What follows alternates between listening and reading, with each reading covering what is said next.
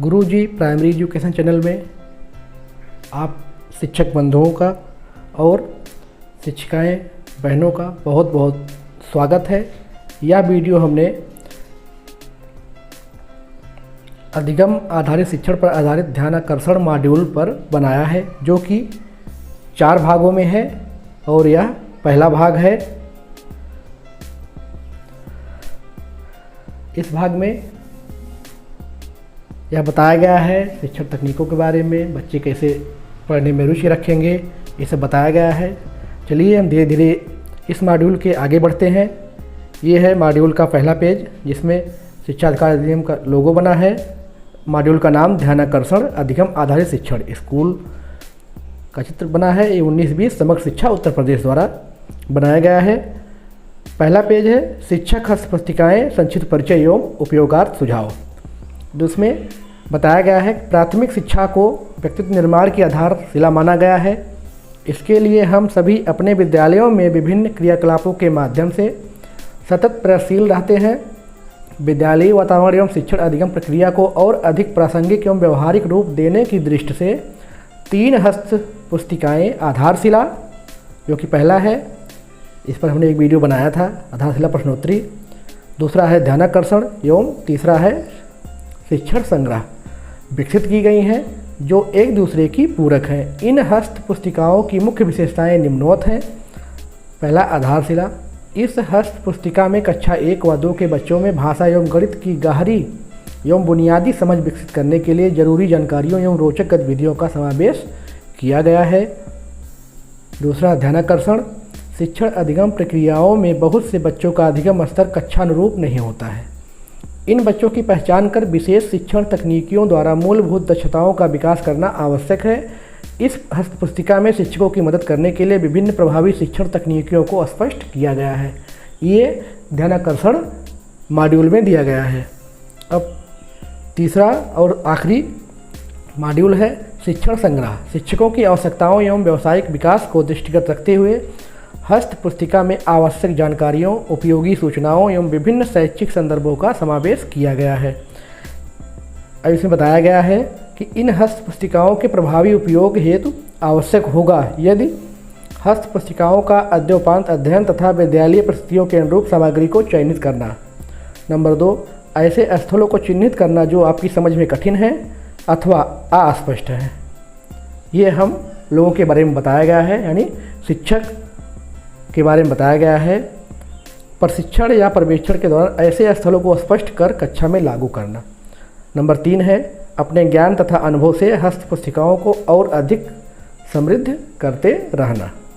ये 3 बिंदु बताए गए हैं जो हस्त पुस्तिकाओं के प्रभावी उपयोग हेतु आवश्यक हैं। अब शुरू होता है ध्यानाकर्षण मॉड्यूल। इसमें किसका क्या सहयोग मिला है, किसका संरक्षण मिला है, निर्देशन किसका है, संकल्पना किसने किया है, परामर्श किसने दिया है, समन्वयन किसने दिया है, संपादन किसका है, लेखन मंडल में कौन कौन है, ये आप देख सकते हैं। तकनीकी सहयोग और चित्रांकन ये बताया गया है।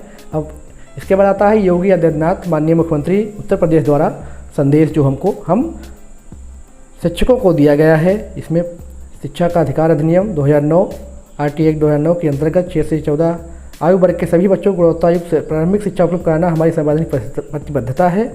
इसी क्रम में पाठ्यक्रमानुसार निर्धारित दक्षताओं के अनुरूप सभी बच्चों के शिक्षण अधिगम परिणाम, लर्निंग आउटकम्स, जैसा कि हम लोगों ने ट्रेनिंग भी किया है, के लक्ष्य की प्राप्ति हेतु उत्तर प्रदेश समग्र शिक्षा अभियान द्वारा ध्यानाकर्षण आधारशिला एवं शिक्षण संग्रह कंपेंडियम हस्त पुस्तिकाओं का विकास किया गया है। इन हस्त पुस्तिकाओं में प्रारंभिक कक्षाओं में भाषा, गणित, विज्ञान तथा अन्य विषयों को रुचिकर, आनंदमय एवं जीवंत बनाने के उद्देश्य से शैक्षिक तकनीकियों का विवरण विस्तार से दिया गया है।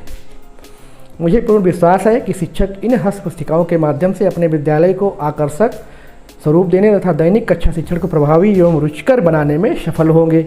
ये योगी आदित्यनाथ माननीय मुख्यमंत्री जी का संदेश है। अब है माननीय राज्य मंत्री स्वतंत्र प्रभार शिक्षा उत्तर प्रदेश सरकार श्री डॉक्टर सतीश चंद्र द्विवेदी का संदेश। इन्होंने भी संदेश दिया है।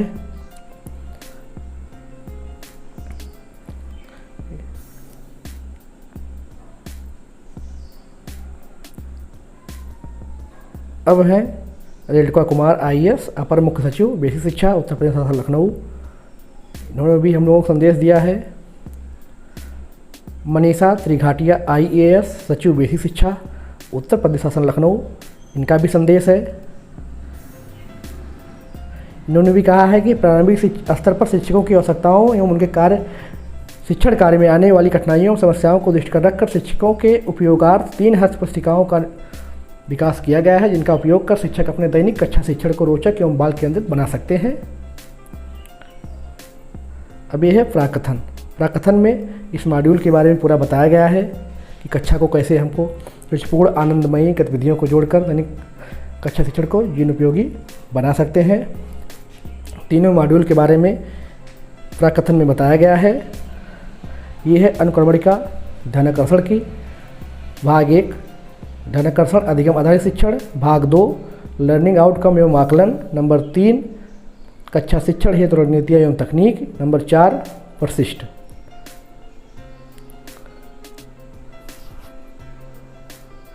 तो अब नंबर आता है भाग 1 का, ध्यानाकर्षण अधिगम आधारित शिक्षण। इसमें 3 बिंदु दिए गए हैं।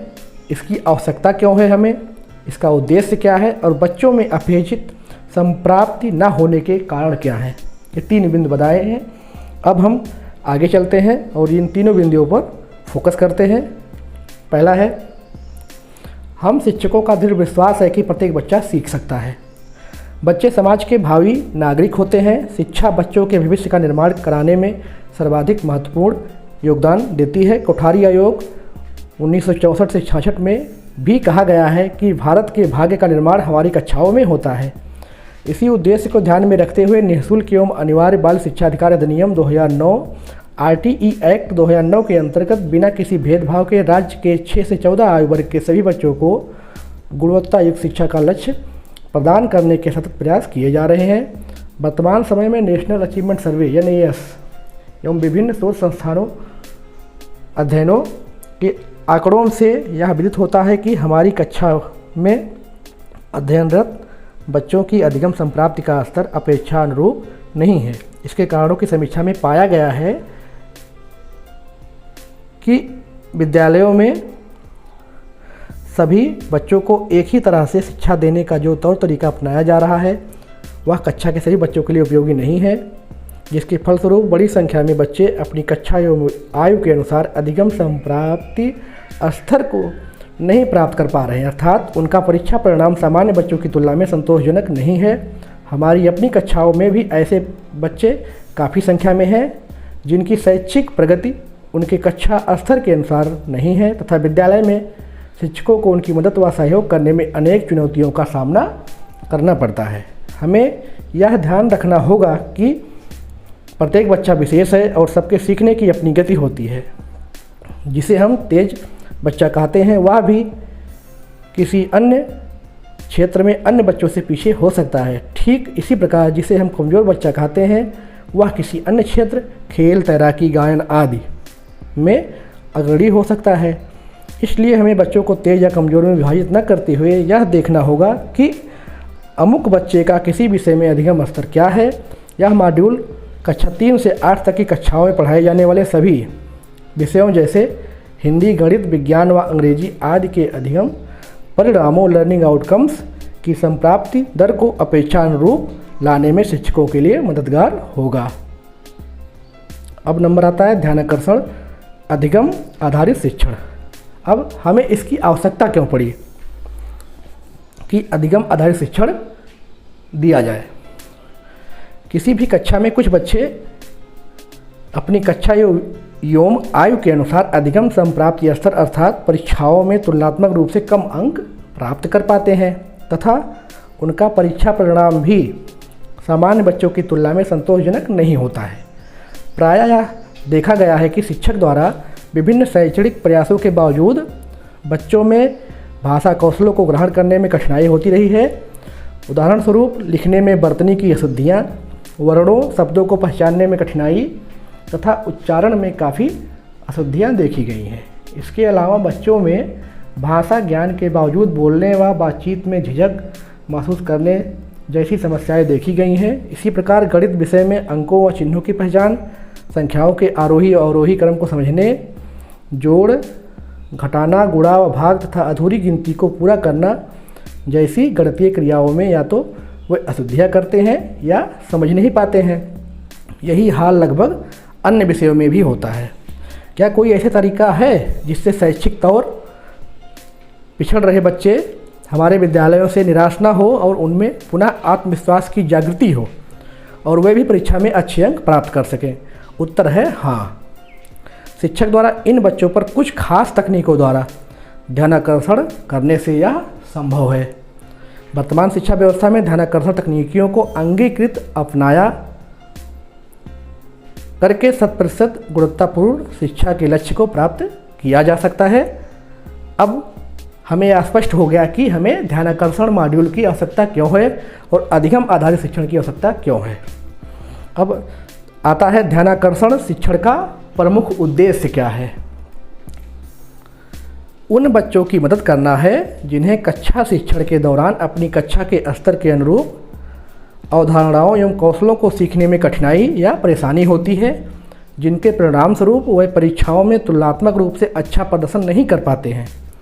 बच्चों द्वारा कक्षानुरूप अधिगम स्तर प्राप्त न कर पाने के कई कारण होते हैं, जैसे पहला है पारिवारिक शैक्षिक स्थिति या वातावरण, दूसरा आर्थिक स्थिति, तीसरा शारीरिक या मानसिक रूप से विशेष स्थिति और चौथा बच्चों के अनुरूप शिक्षण न होना और अध्यापकों का व्यवहार आदि। ये बिंदु हैं जिससे वह कक्षानुरूप अधिगम स्तर प्राप्त नहीं कर पाता है। इनमें एक प्रमुख कारण है अध्यापकों का कठोर व्यवहार। अभी देखिए ये मुख्य बिंदु है कि अध्यापकों का कठोर व्यवहार, रिगिड बिहेवियर ऑफ टीचर व बाल केंद्रित शिक्षण विधियों का प्रयोग न करना, ये हमारे कमी है, इसका प्रमुख कारण है जो इस ध्यानाकर्षण मॉड्यूल में बताया गया है। अब इसे हमको दूर कैसे करना है ये हम आगे देखते हैं। प्रायः देखा गया है कि बच्चे शिक्षक के कठोर व्यवहार के कारण कक्षा में हो रहे पठन पाठन में रुचि नहीं ले पाते, वह डरे सहमे रहते हैं। अध्यापकों के व्यवहार में बच्चों के प्रति सहानुभूति न होने के कारण बच्चे अपनी समस्याएं एवं जिज्ञासाएं व्यक्त नहीं कर पाते हैं।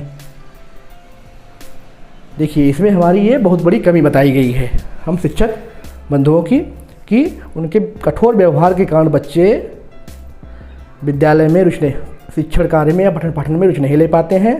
अध्यापकों के व्यवहार में बच्चों के प्रति सहानुभूति न होने के कारण बच्चे अपनी समस्याएं एवं जिज्ञासाएं व्यक्त नहीं कर पाते हैं। पाठ न समझने पर भी समझ लेने की बात कह देते हैं कि हाँ हमें याद हो गया है या हमें आ गया है। शिक्षक की उदासीनता एवं उसके कठोर व्यवहार के कारण बच्चों को विषयगत लर्निंग आउटकम प्राप्त नहीं हो पाते। अध्यापकों के तिरस्कारपूर्ण व्यवहार, पारिवारिक कलह, ज्ञानेंद्रिय विकारों, अभिभावकों की शैक्षिक परिस्थितियों इत्यादि कारणों के फलस्वरूप बच्चे सीखने में पिछड़ जाते हैं। उनकी शैक्षिक संप्राप्ति के स्तर में कमी परिलक्षित होती है। इन कारणों से उनके शैक्षिक संप्राप्ति यानी लर्निंग आउटकम के स्तर में कमी दिखाई देने लगती है। ऐसी स्थिति में शिक्षक क्या करना चाहिए? शिक्षक को ये आगे बताया गया है, अपने कक्षा शिक्षण में बच्चों की शैक्षिक संप्राप्ति स्तर में कमी को दूर करने तथा उन्हें कक्षानुरूप लाने के लिए निम्नांकित बिंदुओं पर ध्यान केंद्रित कर अपनी शिक्षण योजना बना सकते हैं। इसमें पहला बिंदु है पाठ्यक्रम और पाठ्य पुस्तकों पर आधारित प्रत्येक कक्षा 3 से कक्षा 8 तक के सभी विषयों प्रमुखतः हिंदी, गणित, विज्ञान व अंग्रेजी 4 विषयों पर इसमें ज़्यादा बल दिया गया है, ज़्यादा जोर दिया गया है, से संबंधित लर्निंग आउटकम विषय आधारित दक्षताएं को लक्ष्य बनाकर शिक्षण कार्य करें। नंबर 2 है पठन पाठन के दौरान कक्षा के सभी विद्यार्थियों का सतत अवलोकन करते हुए उनकी कठिनाइयों का आकलन करना आवश्यक होगा, तभी ऐसे सभी बच्चों पर ध्यानाकर्षण की संभावना प्रबल होगी। नंबर 3 बिंदु है कक्षा शिक्षण के दौरान बच्चों को ध्यानपूर्वक सुने, उनके भावनात्मक विकास के लिए उनके अच्छे कार्यों की सराहना आवश्यक होगी। नंबर चौथा और आखिरी बिंदु है, ध्यानाकर्षण की शुरुआत सत्र के प्रारंभ में ही बच्चों की कठिनाई स्तर के अनुसार योजना बनाकर व आवश्यक तैयारी करके करनी होगी। साथ ही साथ बच्चों की संप्राप्ति को समझने के लिए आवश्यक आकलन उपकरणों की व्यवस्था भी हमें करनी होगी। अब यहाँ एक चार्ट बताया गया है कि बच्चों में अपेक्षित संप्राप्ति न होने के प्रमुख कारण क्या है, इन्हें बताया गया है। पहला है माता पिता की शैक्षिक स्थिति, दूसरा है अध्यापकों का कठोर व्यवहार, तीसरा है ज्ञानेंद्रियों में आंशिक विकार और चौथा है कलहपूर्ण पारिवारिक वातावरण। ये 4 बिंदु हैं जिससे बच्चों में अपेक्षित संप्राप्ति न होने के प्रमुख कारण हैं, उन्हें अपेक्षित शैक्षिक संप्राप्ति नहीं हो पाती है। तो इस प्रकार यह हुआ ध्यानाकर्षण मॉड्यूल का भाग 1। इस वीडियो में इतना ही, इसके आगे हम जो है भाग 2 बताएंगे।